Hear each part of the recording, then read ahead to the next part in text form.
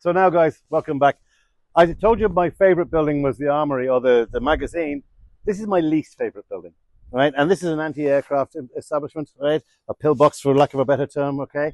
And it's not because it's grey and ugly and concrete, which it is. It's not because of its purpose, which it is. It's because of where it is. Do you want to come on down and we'll have a look, right? But on our left and right, you can see the walls. And in those walls, at the base of the wall, there's Celtic archaeology. So we're looking 1500, 2000 years ago. Then above that, we've Viking archaeology, so from 850 to 900 AD. Above that, we've Norman archaeology. And then Elizabethan and Georgian and Victorian and 20th century. So we've 2,000 years of Irish history right here in this wall. Right? And then in 1941, when the Irish Army came in and they decided they needed to put an anti-aircraft establishment in, and put this here. So this is, you can see, war was on, needs must. You've got a perfect view straight up the channel to have here any defense against anti-aircraft. And these doors would slide across to aim the guns wherever they needed them to go. So guys, we're in the moat now, we're outside the fort. And yet we've got a lookout here. And this lookout only served one purpose, and that was to warn of the landings that I mentioned earlier on, that there was only one place on the beach that you could land soldiers, or marines. And that was in perfect view of this here. Because this guy's job was to warn the men in the casamate, or the secret house, the madhouse.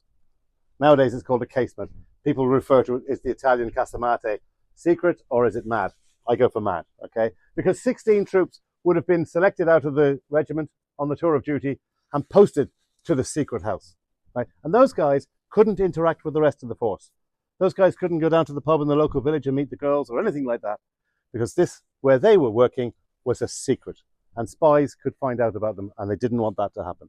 So we're going to go down to the casamate now, or the casement, and see what those guys were doing, all right? Follow me, guys. Is this the original door, this? Yes.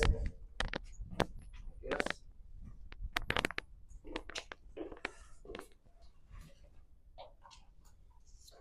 Now, as you can see, we're coming underground, so hopefully we keep the signal.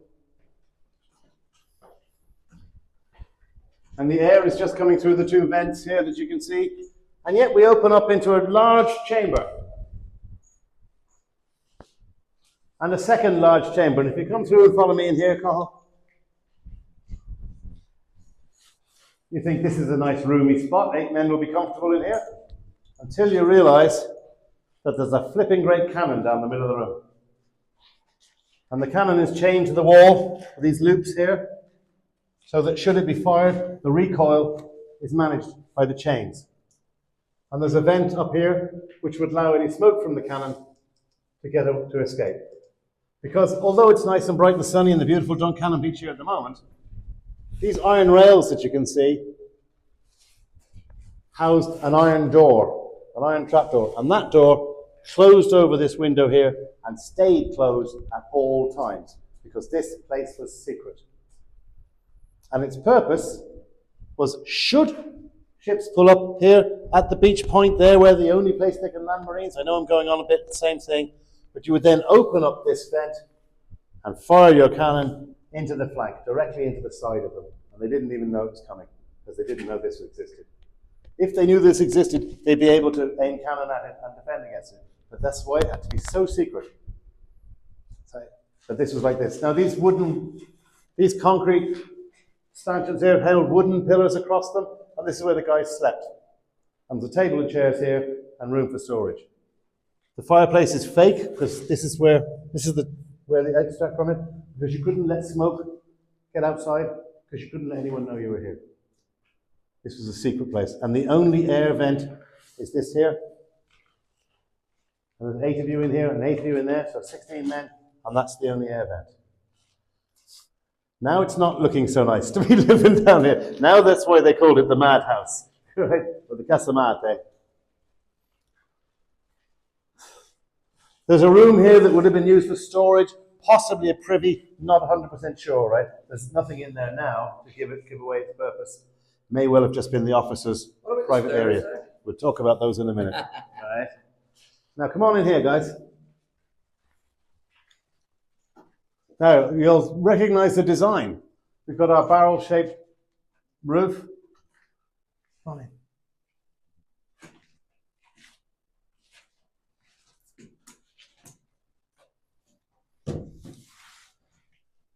We're watertight, although you can see we're underground, so there's dampness coming through.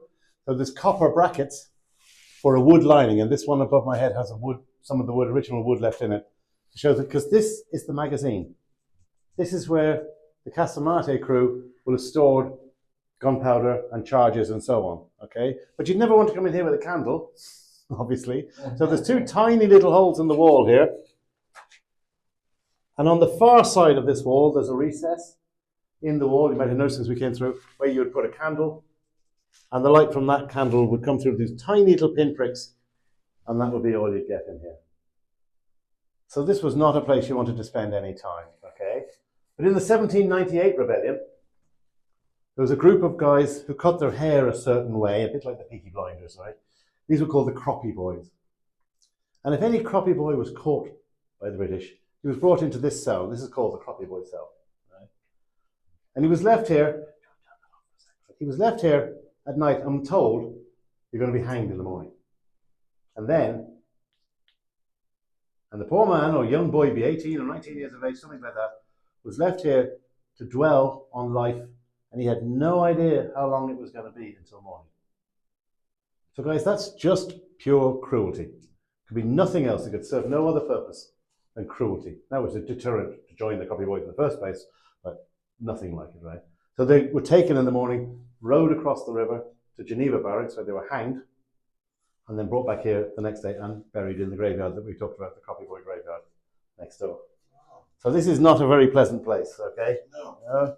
It doesn't have a great story. But now what we'll do is, we'll discuss the tip. Oh no, I'm joking.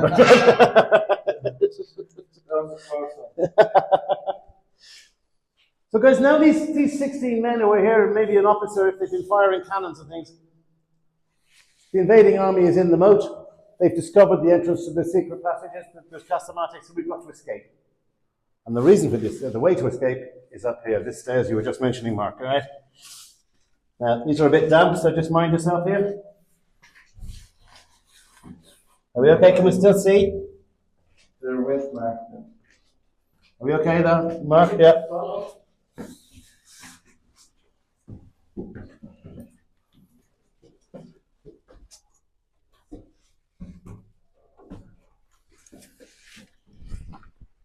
Now, just mind your head coming through here. It's a very low doorway. There we go, mind your back. Okay, gotcha.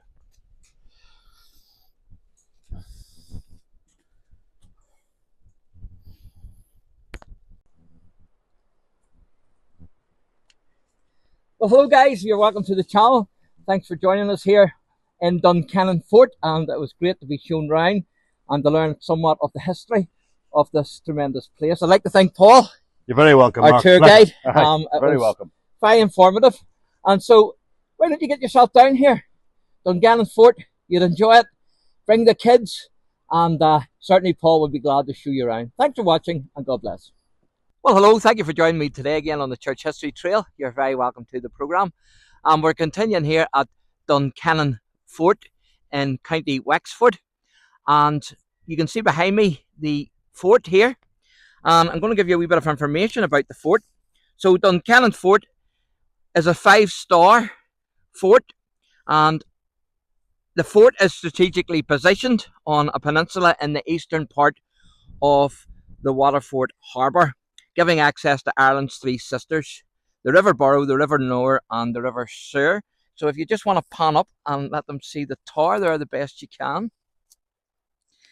So there was a 12th century Norman fort built by the Normans on the site, which might have replaced an earlier earthen fort, actually, built by the Gaelic Irish here. And the present star fort was built in 1587 by Queen Elizabeth I to defend Waterford from possible invasion by the Spanish Armada. Now, Duncannon Fort saw a major military action during the Irish Confederate Wars, and the fort was besieged and captured by the Irish Confederate forces from January till March 1645. The first time actually that mortars were used in Ireland. And we'll have a couple of friends here. Hello. Hello. We'll see if they'll come over. Hello. Hello. You coming over? You coming over? You coming over? You coming over?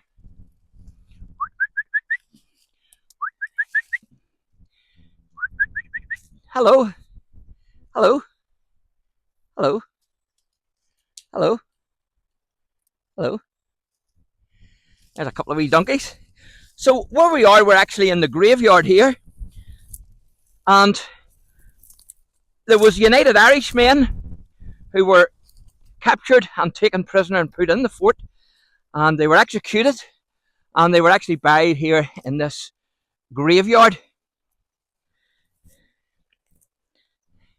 So we don't know, of course, where any of their graves are, but we do know that they were buried here. And you certainly get a good view from up here.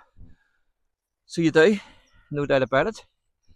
But so this is where some of the United Irishmen are buried. Now, Oliver Cromwell failed to retake Duncannon Fort in 1649, but it did surrender after a blockade in 1650 by the English parliamentarian General Henry Urton. Now, the fort played host to two kings in 1690. King James II sailed from the fort to Kinsale on the 3rd of July 1690 after his defeat at the Battle of the Boyne, and from Kinsale to France, while King William III stayed at the fort in September 1690 when bad weather delayed his return to England. Now, the site where James's boat departed from bears the name King James Hole. And as I say, then during the 1798 rebellion, the fort was commanded by William Fawcett and was one of the few places in County Wexford that did not fall into the hands of the United Irishmen. Now, the fort thus became a sanctuary for fleeing loyalists and troops in South Wexford, and was also used as a prison and a place of execution for captured rebels, from which it gained infamy as the Croppy Boy site of execution in the song The Croppy Boy. A force sent out from the fort to defend Wexford town was defeated by the rebels at the Battle of Three Rocks.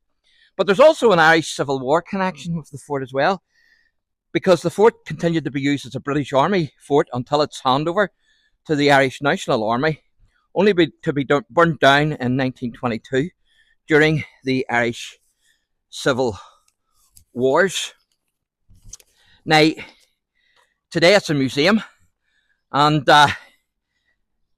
during the siege of Duncannon Fort in 1689, then the two kings were at the fort. So after James II left the fort for Kinsale and then for France after his defeat at the Battle of the Boyne, King William III's army marched on Duncannon and the fort surrendered without resistance. So the fort's commander, Burke, requested time to send a messenger to Limerick for instructions, and Kirk, who was in charge of the siege, refused Burke's request and began preparing his forces. Now, Burke changed his mind and surrendered on condition that his men could leave the Jacobite territory. So this is the pier, the old pier. There's two piers, and so it's believed that this is where also William III would have left, and King William for England. And as I say, King William was delayed by a storm, so he had to stay in the fort, and you can see the fort there up on the hill.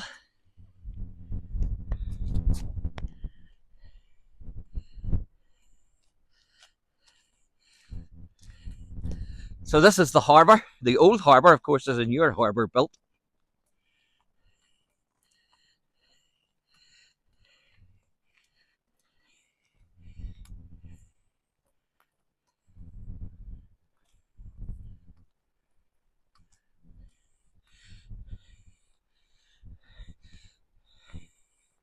So you get a beautiful view here. So you do, right round.